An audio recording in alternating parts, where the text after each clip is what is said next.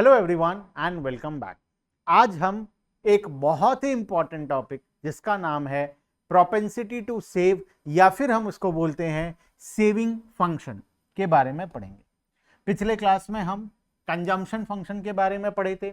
हम aggregate demand, aggregate supply, consumption function और इस तरीके के बहुत सारे टॉपिक्स के बारे में ऑलरेडी यूनिट नंबर 3 में पढ़ लिए हैं। यूनिट नंबर 3 में अक्सर ये सभी टॉपिक से जरूर से एक क्वेश्चन आता है। अभी तक मैं जो भी टॉपिक्स पढ़ाया हूं, 6 टॉपिक्स पढ़ाया हूं, इन 6 टॉपिक्स में से अक्सर एग्जाम में क्वेश्चंस आते हैं। ठीक है, कभी कंजम्पशन फंक्शन के बारे में पूछता है तो कभी सेविंग फंक्शन के बारे में पूछता है, कभी एग्रीगेट डिमांड, कभी एग्रीगेट सप्लाई। बेसिकली एक लॉन्ग क्वेश्चन तो पूछता ही पूछता है किसी ना किसी तरीके से। तो आज एक और इंपॉर्टेंट टॉपिक जिसका नाम है सेविंग फंक्शन हम पढ़ेंगे। पिछले क्लास में हम इसी से रिलेटेड टॉपिक कंजम्पशन फंक्शन के बारे में पढ़े थे। आज हम सेविंग फंक्शन के बारे में पढ़ेंगे। चलो शुरू करने से पहले मोबाइल ऐप जरूर से डाउनलोड कर लेना और साथ में नीचे दिए गए व्हाट्सएप नंबर में अपने कॉलेज का नाम जरूर से व्हाट्सएप करना, जिससे कि हम तुम्हें तुम्हारे कॉलेज के ग्रुप में ऐड कर सके। अब बिना टाइम वेस्ट के स्टार्ट करते हैं सेविंग फंक्शन। अब ये सेविंग फंक्शन क्या होता है?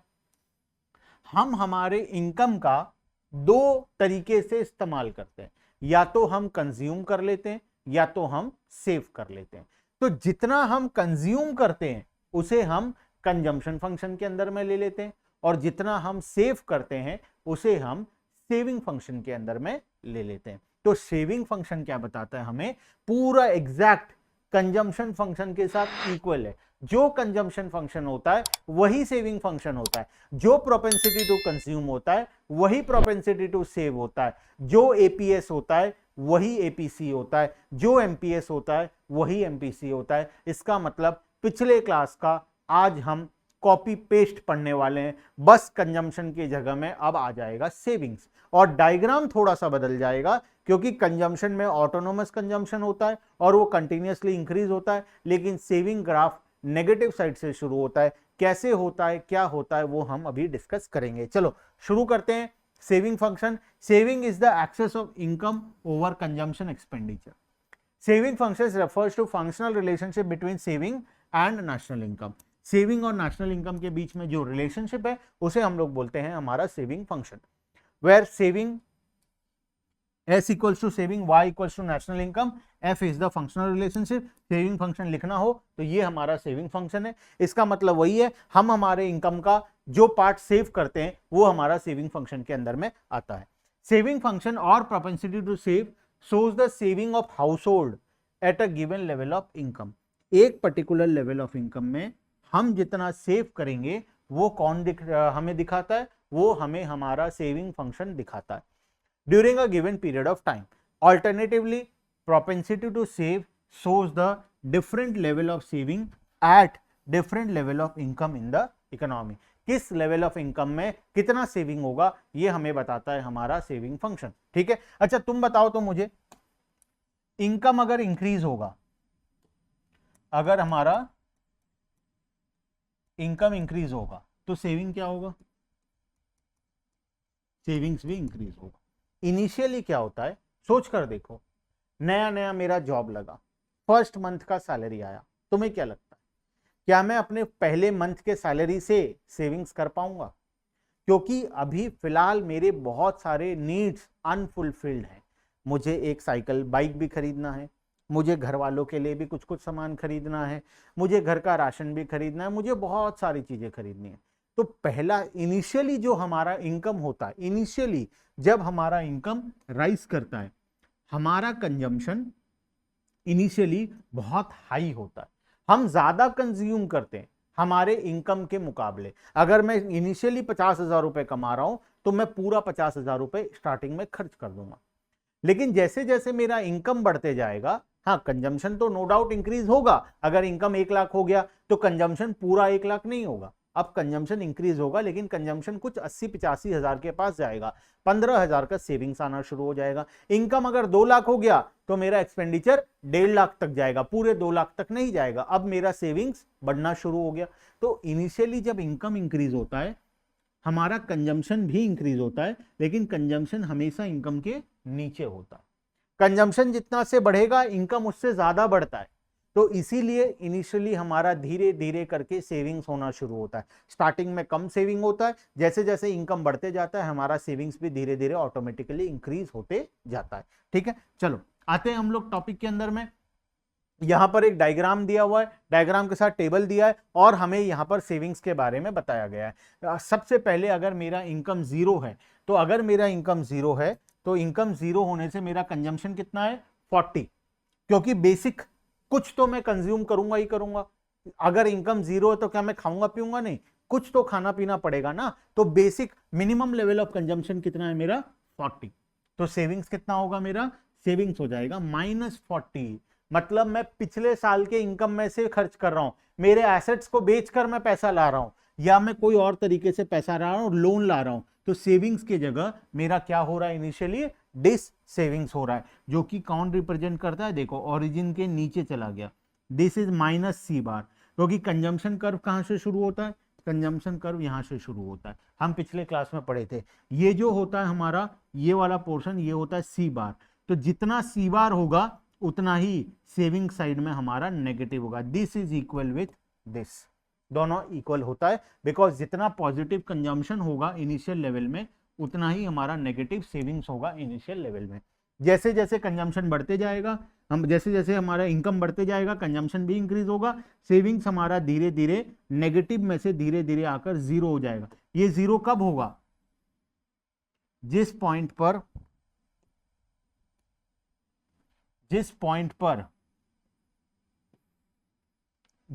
पर हमारा इनकम और कंजम्पशन इक्वल होगा, मतलब जिस पॉइंट पर दोनों इक्विलिब्रियम होंगे, consumption is equal to income, उस पॉइंट पर हमारा सेविंग्स क्या हो जाएगा, जीरो हो जाएगा। इस पॉइंट को हम इक्विलिब्रियम पॉइंट बोलते हैं, पिछले क्लास में भी हम लोग इसको समझे थे। देखो यहाँ पे टेबल में आ जाओ, इनकम मेरा इंक्रीज हो गया 100 में, कंजम्पशन भी इंक्रीज हुआ लेकिन कंजम्पशन कितना है 120, तो मेरा सेविंग्स जो था अब की बार सिर्फ -20 हुआ। इनकम इंक्रीज हो गया 200, कंजम्पशन भी 200, तो ये मेरा हो गया ब्रेक इवन पॉइंट, जहां पर ना मेरा सेविंग्स हो रहा है ना मेरा डिस सेविंग्स हो रहा है। इस पॉइंट को मैं बोलूंगा ब्रेक इवन पॉइंट। और उसके बाद जैसे जैसे इनकम इंक्रीज होते जाएगा वैसे वैसे मेरा सेविंग्स भी इंक्रीज होता जाएगा। तो इनकम बढ़ने से सेविंग्स बढ़ता है, इनिशियली हमारा नेगेटिव सेविंग्स होता है, धीरे धीरे जीरो सेविंग्स और उसके बाद पॉजिटिव सेविंग्स आना शुरू हो जाता है। जिस पॉइंट पर हमारा जीरो सेविंग्स होता है इस पॉइंट को हम बोलते हैं ब्रेक इवन पॉइंट, और यहां पर हमारा consumption is equal to income और यहीं पर हमारा सेविंग्स क्या होता है, जीरो भी होता है। क्लियर है बात? तो पूरा कॉन्सेप्ट, पूरा लॉजिक सेविंग कर्व से रिलेटेड मेरे हिसाब से इस वाले टेबल से तुम्हें क्लियर होगा, डायग्राम से तुम्हें क्लियर होगा। आते हैं आगे, अब हम बात करेंगे कुछ इंपॉर्टेंट पॉइंट सेविंग्स के बारे में। एग्जाम में सेविंग कर्व आएगा तो पांचों पॉइंट लिखना पड़ेगा, अगर ज्यादा मार्क्स का क्वेश्चन है तो। अगर 1-2 मार्क के क्वेश्चन में आता है शॉर्ट क्वेश्चन में तो ये सारे पॉइंट्स नहीं लिखना है, लेकिन अगर 6 मार्क 8 मार्क का क्वेश्चन आएगा तो तुम्हें डेफिनेशन भी लिखना पड़ेगा, टेबल भी बनाना पड़ेगा, डायग्राम भी बनाना पड़ेगा, साथ में ये जो अभी मैं पॉइंट्स पढ़ाऊंगा ये सभी पॉइंट्स को भी तुम्हें एग्जाम में लिखकर आना पड़ेगा। तो आते हैं point number 1, starting point of saving curve. बताओ सेविंग कर्व कहां से स्टार्ट होता है? सर सेविंग कर्व तो नेगेटिव साइड से शुरू होता है, ये नेगेटिव साइड है, यहां से शुरू होकर ऊपर की तरफ जाता है। अगर मैं अलग कलर से बनाऊं तो सेविंग कर्व यहां से होता है, ये हमारा ओरिजिन है, ये हमारा एक्स एक्सिस है, ये हमारा वाई एक्सिस है and this is Y negative है। ठीक है, तो ये पॉइंट से शुरू होता है, ये वाला पॉइंट जो होता है हमारा नेगेटिव होता है। तो starting point of saving curve is on Y axis indicating that there is negative savings. Negative savings में वो हमारा स्टार्ट होता है, जिसको हम autonomous consumption when national income is zero, autonomous consumption के साथ इक्वल भी होता है। Point number 2, slope of saving curve. बताओ सेविंग कर्व कैसा होता है? सर सेविंग कर्व तो अपवर्ड स्लोपिंग होता है, धीरे धीरे करके हमारा सेविंग इंक्रीज होते जाता है, तो ये हमारा अपवर्ड स्लोपिंग होता है हमारा saving curve. SS has a positive slope, positive मतलब अपवर्ड स्लोपिंग होता है, which indicate that positive relationship between saving and income. Clear है? ब्रेक इवन पॉइंट कब आता है? सर ब्रेक इवन पॉइंट अभी बताए थे आप, जब कंजम्पशन इक्वल टू इनकम हो जाए, जिस पॉइंट पे, उस पॉइंट पर हमारा सेविंग्स हो जाएगा जीरो, और इसी पॉइंट को हम बोलेंगे ब्रेक इवन पॉइंट। ठीक है, तो ब्रेक इवन पॉइंट कब आता है? Saving curve crosses the X axis at point R, which is known as the break even point, as this point saving is zero. इस पॉइंट पर हमारा सेविंग क्या होता है, जीरो होता है, because consumption is equal to income. इस point पर कंजम्पशन इनकम के साथ हमारा इक्वल हो जाता है। ठीक है, पॉइंट नंबर 4, पॉजिटिव सेविंग्स। बताओ कब होता है positive saving, after break even point. तो अगर हम बात करें बिफोर ब्रेक इवन पॉइंट, तो हमारा सेविंग्स क्या होता है, नेगेटिव होता है। एट ब्रेक इवन पॉइंट हमारा सेविंग्स क्या होता है, जीरो होता है। और आफ्टर ब्रेक इवन पॉइंट हमारा सेविंग्स क्या होता है, पॉजिटिव होता है। क्लियर है बात? ठीक है, तो चलो ये हो गया पॉइंट हमारा। Next, propensities to save. जैसे हम प्रोपेंसिटी टू कंज्यूम पढ़े थे, उसी तरीके से हम प्रोपेंसिटी टू सेव पढ़ेंगे।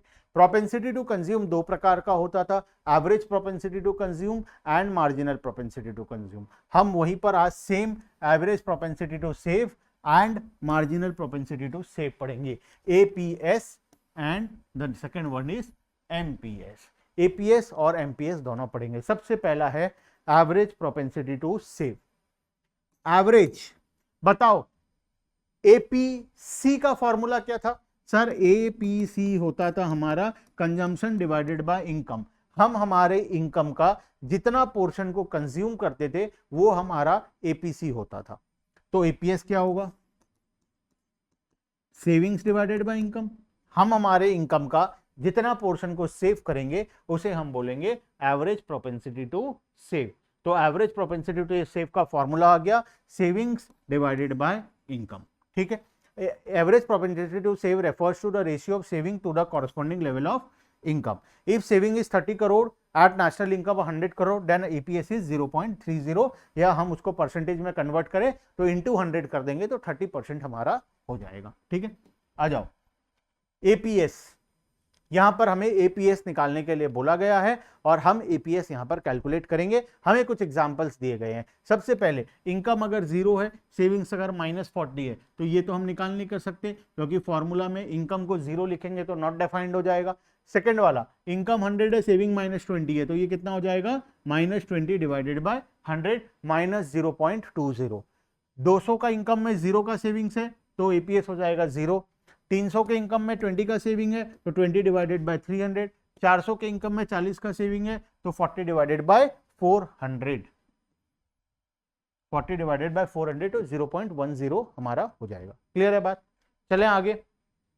नेक्स्ट, सर ये डायग्राम किस काम का? ये डायग्राम कोई काम का नहीं है, पहले हम ये डायग्राम को पढ़ लिए हैं ऑलरेडी, फिर से दिया गया, कोई काम का नहीं।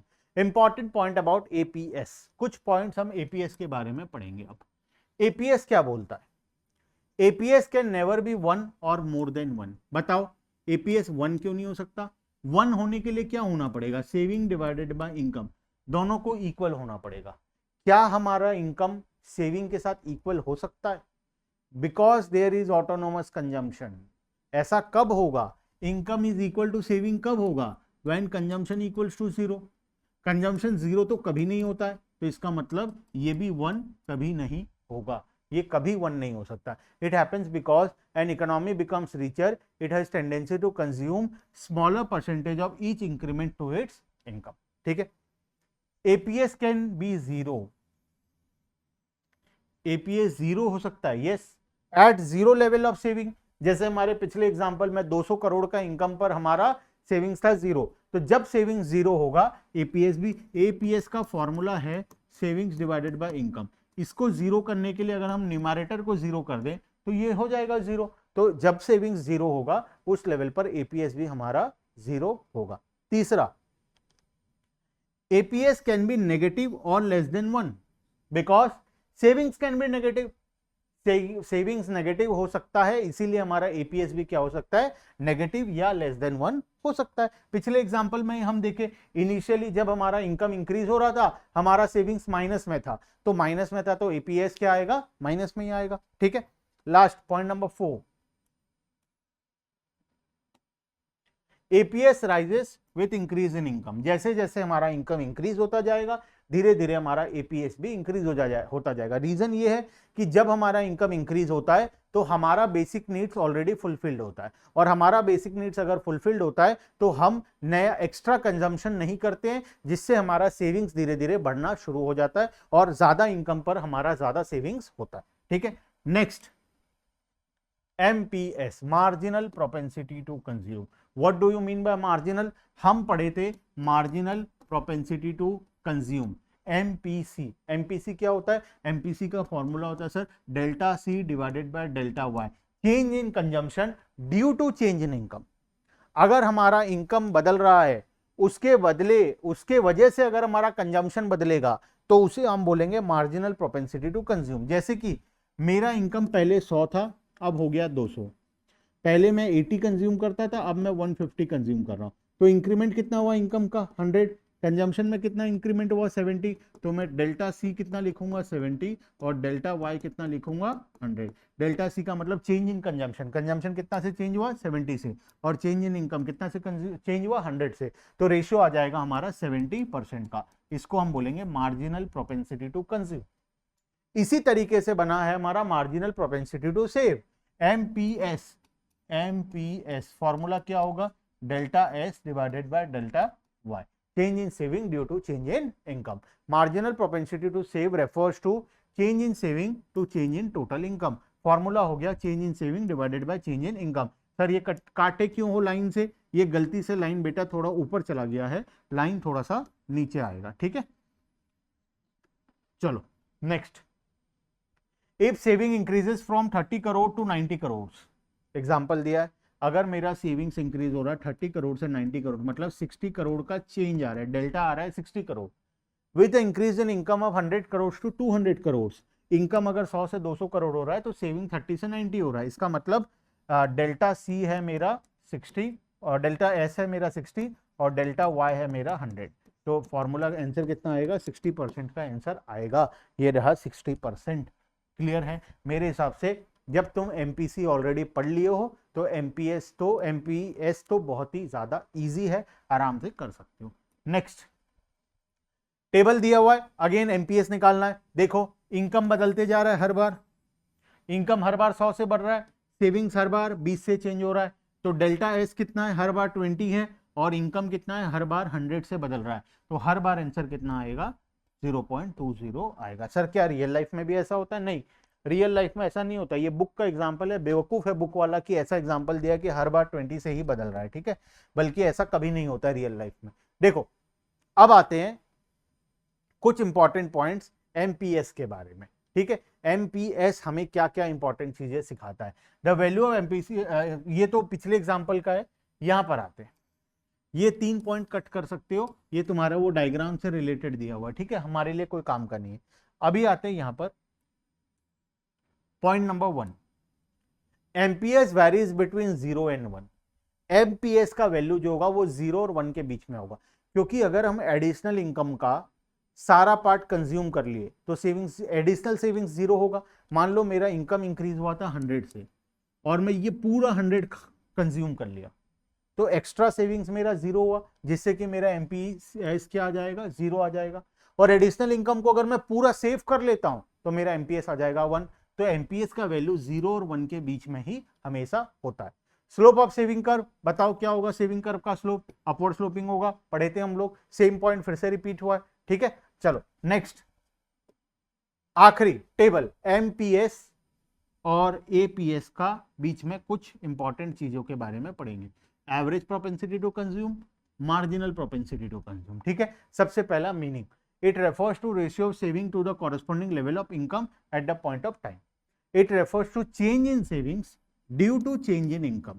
ये किसको मेजर करता है? ये डेल्टा S और डेल्टा Y को मेजर करता है, ये Y और S को मेजर करता है। दोनों में फर्क है। वैल्यू लेस देन 0, कौन सा 0 से नीचे हो सकता है? APS can be less than 0, APS can be less than 0 when there is this savings. MPS can never be less than 0, ये कभी भी 0 से नीचे नहीं हो सकता। फॉर्मूला अगर देखोगे तो S/Y, और ये डेल्टा S/डेल्टा Y। अगर सेविंग कर्व के ऊपर कोई भी क्वेश्चन आए तो मेरे हिसाब से अब तुम पूरा फुल फ्लेजेड आंसर आराम से लिखकर आ सकते हो। सब कुछ पढ़ा दिया जो कुछ पॉसिबल है एग्जाम में आने का, और बहुत बार एग्जाम में क्वेश्चन यहां से आया हुआ है। ठीक है, चलो आज के लिए इतना ही, बाकी का टॉपिक हम नेक्स्ट क्लास में आगे कंटिन्यू करेंगे। Bye bye everyone and thank you.